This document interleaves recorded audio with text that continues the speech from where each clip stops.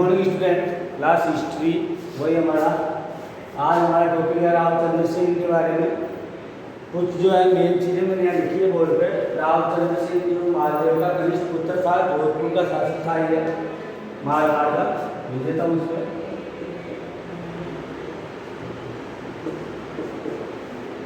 जोधपुर का महादेव जिसके पिताजी थे, इसने शेरशाह सूरी को कड़ी टक्कर दी थी। एक बार गिरी सुमेल युद्ध हुआ था, उसमें महादेव ने शेरशाह सूरी को इतनी कड़ी टक्कर दी कि उस शेरशाह सूरी ने खुद कहा था कि कुछ थोड़े से बाजरे के लिए मैं हिंदुस्तान की बादशाह खो देता। यानी इतनी भयंकर टक्कर दी थी। महादेव की हार हो चुकी है उसमें। शेरशाह सूरी जैसे तैसे करके जीत गया, लेकिन उसका जो इतिहासकार था फरिश्ता, उसने कहा कि वो घोड़े से उतर के नीचे और जो है अल्लाह से दुआ मांगने लग गया था वो कि अल्लाह मुझे जो ये युद्ध है उसमें मुझे विजय मिलनी चाहिए। ठीक है। चंद्रसेन का जन्म हुआ 1541 में। 1562 में ये शासक बना जोधपुर का। 1581 तक प्रताप का गुलाम था। यानी महाराणा प्रताप से पहले चंद्रसेन हुआ था, महादेव का पुत्र था, जोधपुर का शासक था।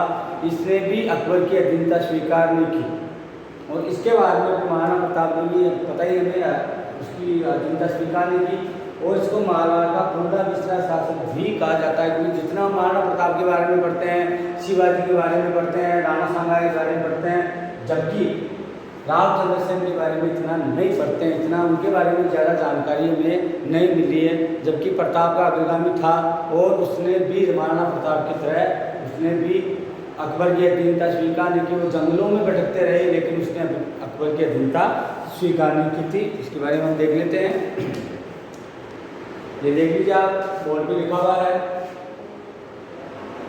ये आपको इसी कॉपी में बताना। रामचंद्र सिंह की बेसिक जानकारी। महादेव का कनिष्ठ पुत्र, जोधपुर का शासक, 1562 में 1581 तक इसने शासन किया। चंद्रसेन का जन्म 1541 ईस्वी में हुआ। प्रताप का अग्रगामी भी कहते हैं इसको और मारवाड़ का बोला बिस्रा शासक भी कहते हैं। आगे देखिए, रामचंद्र सिंह जोधपुर के प्रसिद्ध शासक राम महादेव के कनिष्ठ पुत्र से लिखा हुआ है। राम महादेव के समय दिल्ली के शासक शेरशाह सूरी ने मारवाड़ पर आक्रमण किया। दोनों पक्षों के बीच 1544 में लड़े गए गिरी सुमेल पाली में युद्ध हुआ।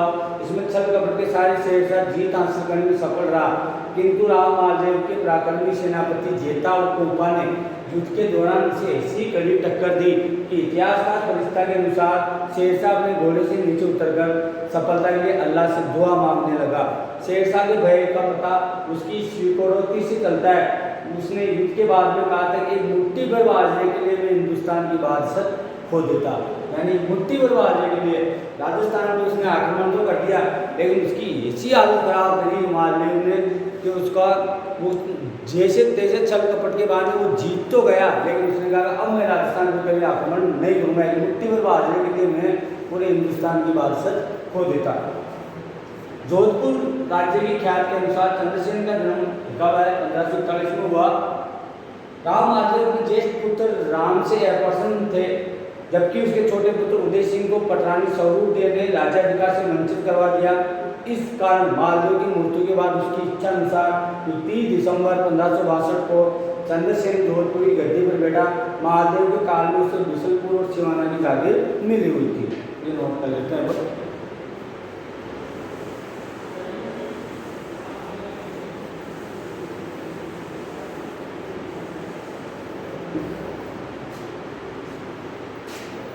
रामचंद्र सेन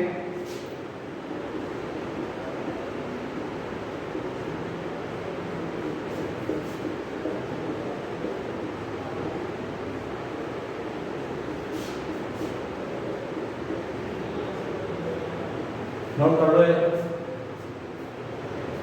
बिशनपुर और सिवाना की जागीर से मिली हुई थी।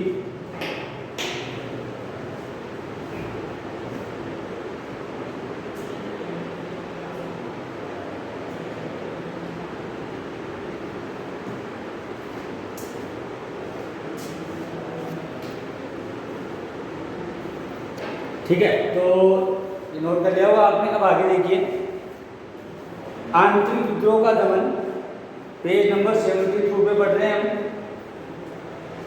यहाँ पे लिख देता हूँ पेज नंबर 72। ठीक है, आंतरिक विद्रोह का इसने दमन किया था। शासक बनने के कुछ समय बाद चंद्रसेन ने आवेश में आकर अपने एक चाकर कहते हैं नौकर को, सेवक को, उसकी हत्या कर दी। इससे जेतमाल और उससे मेल रखने वाले कुछ अन्य सरदार अप्रसन्न हो गए। नाराज सरदारों ने चंद्रसेन को दंडित करने के लिए उसके विरोधी भाई राम उदय सिंह और रायमल के साथ गठबंधन कर उन्हें आक्रमण के लिए आमंत्रित किया। राम ने सोजत, रायमल, दुनारा प्रांत में विद्रोह शुरू किया तथा उदय सिंह ने गांगानी और बावड़ी पर अधिकार कर लिया। सूचना मिलते चंद्रसेन ने उपद्रव को शांत करने के लिए अपनी सेना भेजी, जिसमें राम और रायमल को अपनी अपनी जागीरों में लौट गए, किंतु उदय सिंह ने लोहावत नामक स्थान में संघर्ष किया। इस युद्ध में उदय सिंह गायब और चंद्रसेन विजय रहा। 1563 में राव चंद्रसेन और उदय सिंह की सेनाओं के बीच नाडो नामक स्थान पर वापिस संघर्ष हुआ, किंतु विजय की आशा न देखकर उदय सिंह बादशाह अकबर के पास चला गया। ठीक है, अब है जोधपुर मुगलों का अधिकार। अब जोधपुर पर अधिकार करा मुगलों ने।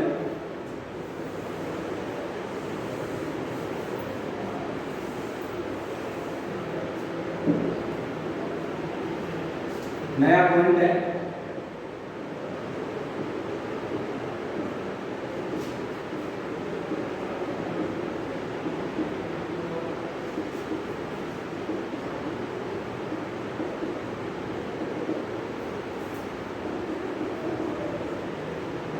जोधपुर पे मुगलों का अधिकार।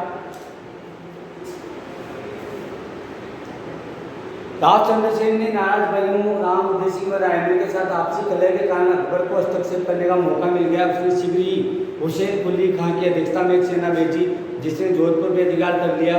जोधपुर की ख्याति मुगल अभियान का अतिरंजित वर्णन करते हुए कहा गया कि शाही सेना ने जोधपुर पर 3 बार हमला किया और लगभग 10 माह के घेरे के बाद चंद्रसेन को अन्न जल की कमी के कारण गढ़ का परित्याग कर बहादुर जाना पड़ा।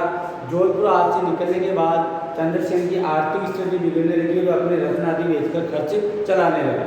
जबकि पंडित विश्वेश्वर नाथ रेव ने कहा कि अकबर द्वारा जोधपुर पर आक्रमण का प्रमुख कारण जोधपुर के राव मालदेव द्वारा उसके पिता हुमायूं के प्रति किए गए ऐसे लोग को मानना। ठीक है, तो ये जोधपुर में उसने अधिकार कर लिया था। अब हम बात करते हैं नागौर दरबार की, क्योंकि ये क्वेश्चन जो है हमेशा आता रहता है। नागौर दरबार,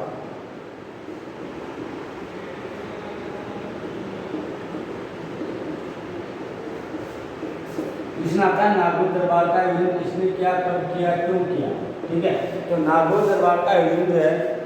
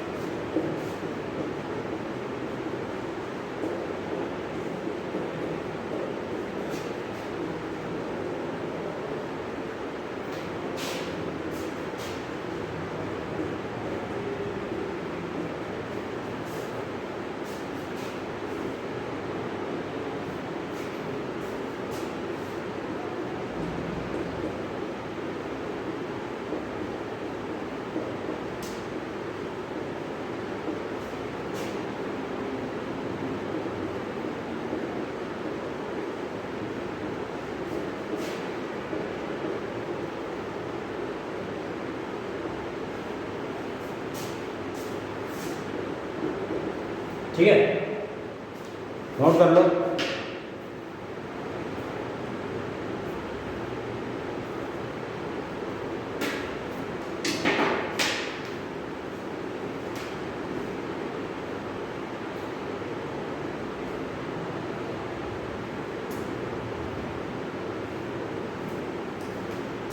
नोट कर लिया होगा नागौर दरबार का आयोजन अकबर ने किया था 1570 में। क्वेश्चन आता है ये बोर्ड में, तो नागौर दरबार का आयोजन किसने कब किया और क्यों किया। ठीक है, तो 1570 में अकबर ने नागौर में एक नागौर दरबार का आयोजन किया। इसका उद्देश्य था मारवाड़ की राजनीतिक स्थिति का पता लगाना था, और मारवाड़ में इस समय राजनीतिक स्थिति क्या चल रही है। ठीक है, इसके बारे में था। अब आगे देखिए चंद्रसेन के खिलाफ मुगल अभियान। नागौर दरबार के कुछ समय बाद मुगल सेना ने बहादुर पर आक्रमण किया। फरवरी 1571 में चंद्रसेन बहादुर का परित्याग कर सीमाना की तरफ चला गया। 1572 में एक तरफ जहां गुजरात में विद्रोह फैला होता, वहीं दूसरी तरफ महाराणा प्रताप के शासक बनने से मेवाड़ के लिए आक्रामक होने का खतरा पैदा हो गया। ऐसी स्थिति में अकबर ने बीकानेर के राय सिंह को जोधपुर का शासक बनाकर गुजरात की तरफ भेजा ताकि महाराणा प्रताप गुजरात के मार्ग को रोककर हानि नहीं पहुंचा सके। 1573 में अकबर ने चंद्रसेन को अपने अधीन बनाने के लिए 7 पुलिस के साथ जगत सिंह, केशवदास मेड़तिया, बीकानेर के राय सिंह आदि को भेजा। ये सेना सोजत से चंद्रसेन के भतीजे कल्ला को पराजित करती हुई सीमाना पहुंची। अपनी सेना नायकों के परामर्श के अनुसार चंद्रसेन किले की रक्षा का बाद पत्ता राठौर को सौंपकर पहाड़ों में चला गया और वहीं से किले को घेरने वाली मुगल सेना की जो सेना थी उस पर छापामार पद्धति से आक्रमण कर उन्हें हानि पहुंचाने लगा। पत्ता राठौर और चंद्रसेन के सम्मिलित सफल प्रतिरोध के कारण राय सिंह ने अकबर से अतिरिक्त सैन्य सहायता की मांग की। अकबर की तरफ से एक बड़ी सेना भेजे जाने पर चंद्रसेन पहाड़ों में चला गया। यद्यपि मुगल सेना ने उसका पीछा किया, किंतु चंद्रसेन को पकड़ने में असफल रही और इस असफलता से निराश अकबर ने अपने अंगों को कड़ी फटकार लगाई, यानी उसको नहीं पकड़ सका। चंद्रसेन को अपने अधीन बनाने के अकबर ने 1575 में जलाल खान के नेतृत्व में सियाना की तरफ एक बड़ी सेना भेजी, जिसमें शहीद अहमद, शहीद हासिम, सीमाल खान आदि अमीर शामिल थे। लंबे संघर्ष के दौरान एक दिन अवसर पाकर चंद्रसेन ने अपने एक सहयोगी देवीदास के साथ मुगल सेना पर आक्रमण कर दिया। इस आक्रमण में जलाल खान मारा गया। इस घटना से शाही सेना की प्रतिष्ठा को धक्का पहुंचा। अब अकबर ने शाहबाज खान को भेजा। उसने सिगरी, देवकोट और दुनारा पर अधिकार कर सीमाना को घेर लिया। खाद्य सामग्री समाप्त होने के कारण सीमाना की जरूरत के रक्षकों को किला छोड़ना पड़ा। इस प्रकार 1575 में सीमाना के दुर्ग पर अकबर का अधिकार हो गया। ठीक है, अब उसको सीमाना मारवाड़ की संकटकालीन राजधानी के नाम से जानी जाती है, नागौर दरबार।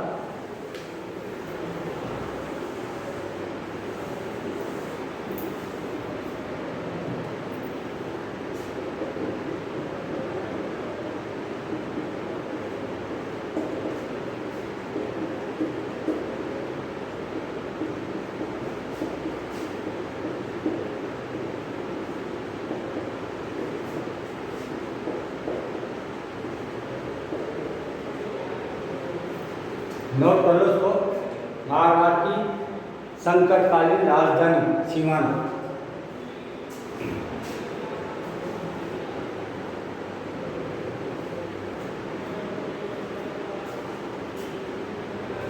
मारवाड़ की संकटकालीन राजधानी के नाम से जाना जाता है इसको। ठीक है, संकटकालीन राजधानी सीमाना हाथ से निकलने के बाद अक्टूबर 1575 में जैसलमेर के रावल हरराय ने पोखरण पर आक्रमण किया। इस समय पोखरण में राव चंद्रसेन की तरफ से किलेदार आनंदराम पंचोली था। 4 माह के घेरे के बाद रावल हरराय ने चंद्रसेन के सामने प्रस्ताव रखा कि 1 लाख खदी के बदले मुझे पोखरण दे दो। जोधपुर अधिकार होने के बाद 1 लाख खदी लौटाकर पोखरण मुझसे वापस ले लेना। संकट की स्थिति थी, आर्थिक दशा खराब थी, इसके कारण चंद्रसेन ने प्रस्ताव स्वीकार कर 1576 में पोखरण जो है बाटियों को दे दिया। पोखरण के रूप में अंतिम आश्रय हाथ से निकल जाने के उपरांत चंद्रसेन हताश नहीं हुआ।